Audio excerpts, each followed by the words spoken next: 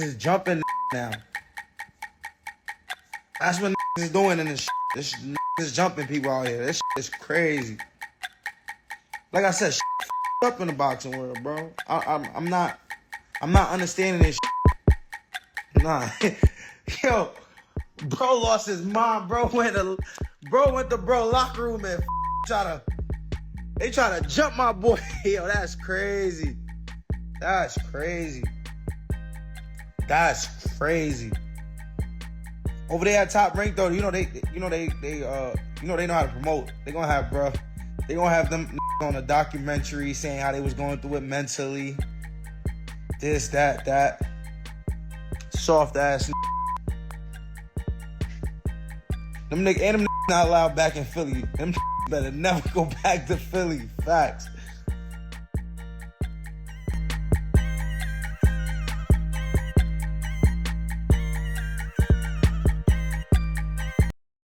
Yo, welcome back to another episode of Boxing Weekly with Copeland. Let's jump right in. Today is Tuesday, June 10th, 2025. And this weekend, action-packed. I mean, careers were made and lost, it seemed like, in a weekend. And let's start with Keyshawn Davis versus Edwin De Los Santos. You know, that fight was highly anticipated for Keyshawn, and Keyshawn showed up. In my opinion, a little overzealous, pressing Abdullah Mason, coming in with that weird energy. And lo and behold, Keyshawn goes over on the scales by 4 pounds. So that kind of set the play for this weekend. Keyshawn coming in 4 pounds over, Edwin De Los Santos' team took that to the drawing board and said, guess what? We don't want to fight. The fight is a no-go. And, you know, one of the main reasons they said was because of Ryan Garcia. You've seen what happened with Ryan Garcia. It just was not a great situation for someone like Devin Haney, allowing Ryan Garcia to come in with the weight advantage on top of other things. So Edwin De Los Santos' team said, no, we're not going for that. And it's crazy to me that Keyshawn would even do this, come in overweight. Not only because your name is the businessman, but your last fight, your opponent came in 20 pounds overweight. And yes, you took care of business, but that put that fight at jeopardy. So I feel like that kind of already put DB3 at a loss before this weekend started. The clown shit just continued with Keyshawn this weekend, but it started with the fact of the businessman just not handling business. So as the weekend goes, you know, the next day, we know that Keyshawn's missed weight. We know that now Abdullah Mason has been elevated to being the headline of this card. And now that, you know, Abdullah Mason's got a job to do, right? Poised and ready. If you don't know anything about Abdullah, he's not a clown. And I'm not saying Keyshawn is a clown, but he got some clownish ways. And he for sure showed that trying to press Abdullah in the press conference for your ass to come in overweight. At that point, I don't want to hear it anymore. So as the night goes, you know, Keon Davis did what he was supposed to do. Stopped his opponent with a vicious body shot. That kind of set the play for us watching several other great prospects. Big shout out to a coach named Prentice Brewer. If you don't know who he is, you will know soon. Man, the passion he was given in his guys' choice corner over this weekend was unmatched and unparalleled during their match during this particular boxing card. But as time passed, we're waiting to see, you know, what's going to happen with Abdullah Mason. And then here goes Kelvin Davis and Nahir Albright kickoff. And look, I was at... Oh, how about that? There it is. He's been dropped once before on the Canelo. Now, Kelvin Davis at the time is 14-0. And Nahir Albright is 16-2. Now, it's kind of funny.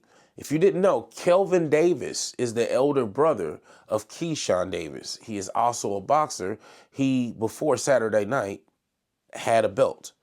So in the midst of Keyshawn missing weight and not being on this card, if you guys didn't know already, Keyshawn's older brother and younger brother are also on this card. The card is taking place in Norfolk, Virginia. So Keon Davis, as I mentioned earlier, handled business, body shot, knocked this guy out. Kelvin Davis, he gets up. He's next. And he's fighting Nahir Albright. Now, the funny thing about Nahir Albright, if you look at his record, he has fought Keyshawn recently. And Keyshawn got a decision against him in Texas. And Nahir was actually able to petition to the board and get that overturned as a no contest. So technically, you know, in my opinion, Nahir Albright is 18-3, but due to some crafty business, he was able to actually get that removed. So if you watch Kelvin Davis versus Nahir Albright, I mean, it was a pretty good fight. It was a pretty good back and forth. I think Kelvin showed some weakness. He showed some holes in his defense, and Nahir capitalized on the holes in the defense, hitting him time after time with a right hand overhand to the temple. It kept Kelvin off of balance. He had good spots there where he was able to find some distance and put a jab on Nahir and kind of go to the body. But for the most part, he was retreating on his back foot and trying to protect himself more than giving that explosive offense. And what that led to was Nahir Albright. And now the new silver U.S. WBC Junior Welterweight Champion, Pretty Boy Woo Nahir Albright, actually winning the match. So keep that in mind. Nahir Albright has won this match against Kelvin Davis. As these things are happening, Abdullah Mason is preparing to take the stage.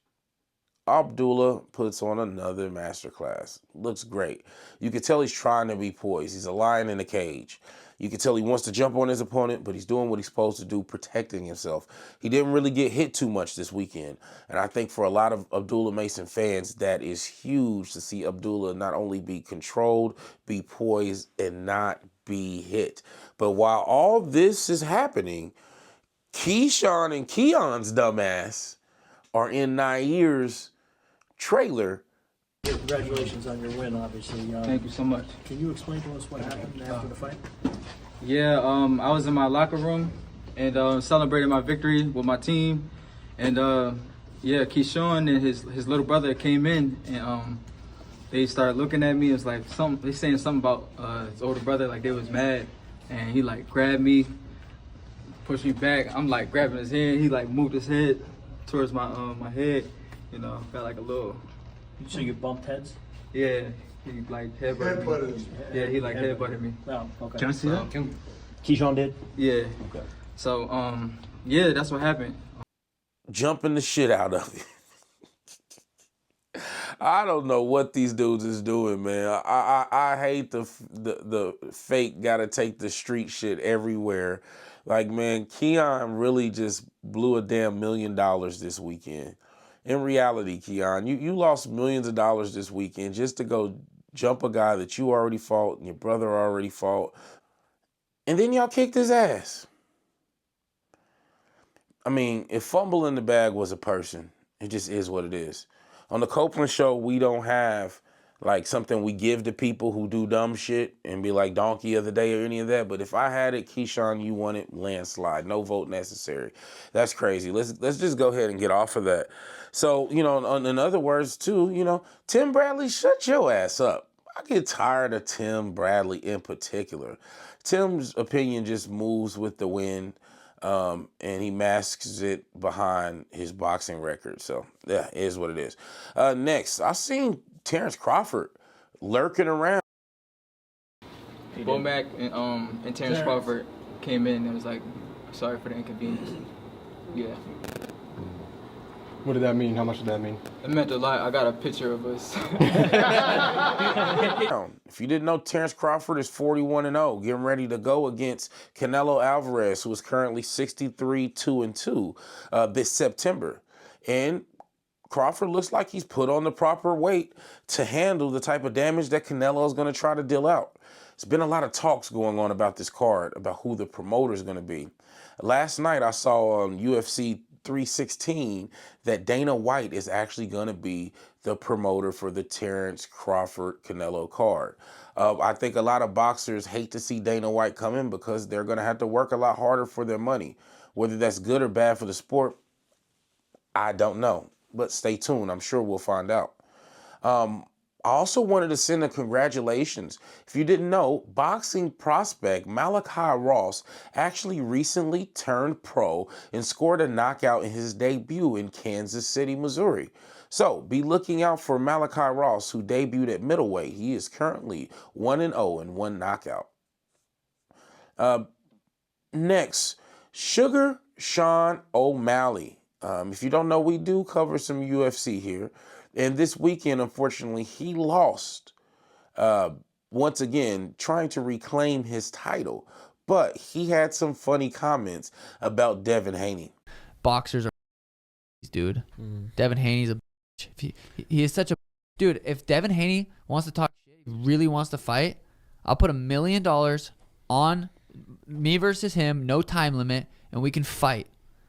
MMA rules, just a fight. Or we can do no rules. So if you want to fucking eye poke me, you can do a real fight. If you want to talk on Twitter, we can really, really actually fight. Ooh, I like it. Or just don't talk. And Sugar Shawn thinks that he can beat Devin Haney. Well, guess what, guys? At the Copeland show, I don't think that Shawn O'Malley stands a chance against Devin Haney. It's just crazy and it's nasty work. You know, one of my favorite things that I saw was Charlo returned. Actually, Charlo fought Thomas Lamana this weekend. And Charlo is 34-0. And which Charlo, I mean Jermall Charlo, not Jermall. Jermall Charlo recently lost to Canelo Alvarez. Jermall Charlo, due to many outside of the ring issues, we don't get to see him box as much anymore. But last weekend, he showed us that that jab is still elite, still somebody to watch out for. Y'all just keep Jermall's ass off the liquor. Nobody, just get this man a handler. Clearly, Jermall is a generational talent in boxing, and I love to see him back at middleweight, especially with people like Caleb Plant looking like they're on their way out. This whole card with Caleb Plant and Jermall co-maining was a build-up to get both of them together. But it looks like now if we put Jermall in the ring with Caleb, he's going to beat Caleb's ass. So no, I personally do not want to see that. And speaking of other fights that I think look weird that I maybe don't want to see, or Mario Barrios and Mannie Pacquiao. Yes, we're getting ready to get the old man versus the young man matchup. Barrios is in La La Land, you know, saying things like he can't believe he's fighting Pacquiao. And for me, I saw Pacquiao's last exhibition. I'm not impressed. I mean, boxing is a dirty sport. Everybody talks about it, but nobody points the fingers. Well, I'm going to say it. Pac-Man has been rumored to be dirty. And if we come in and see this sharp bouncing around Pac-Man, I don't trust it. I just don't. I don't think it's a good ideal for Pac-Man. I think in a sensible, straightforward world, this should be an easy night for Mario Barrios, just simply off of the age and wear that has been put on Pacquiao during his career.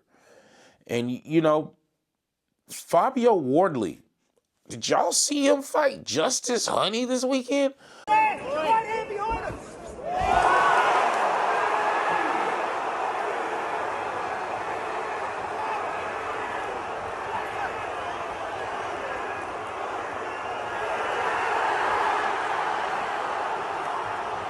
Fabio getting pointed out real bad throughout this whole fight. Counter right punch knocks Justin out. That's the story.